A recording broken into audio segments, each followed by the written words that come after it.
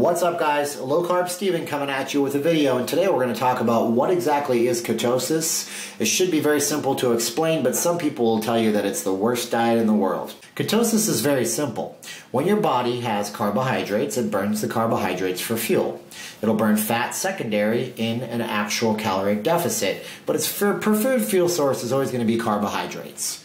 If you eliminate carbohydrates from your diet entirely, your body needs something to break down, to burn for fuel, to provide to your cells, to your muscle tissue, to your organs, to keep you alive. So what it does is it breaks down its own body fat. It also breaks down dietary fat. But again, in a lack of calories, in a calorie deficit, absence of calories, your body turns to its own fat stores either way. So in a ketogenic diet, you're knocking out the carbohydrate burning part and tapping those fat cells directly.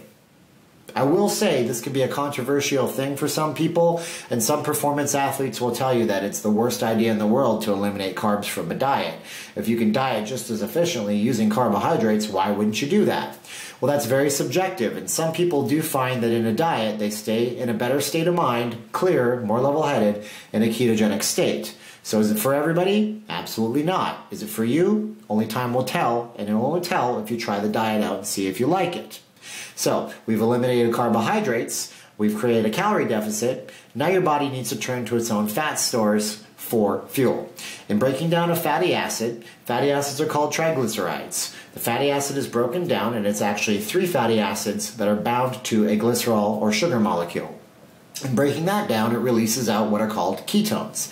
And these ketones are, like I mentioned before, the only thing that can actually go, other than glucose, to fuel your organs, your muscle tissues, your nerve endings, and what have you.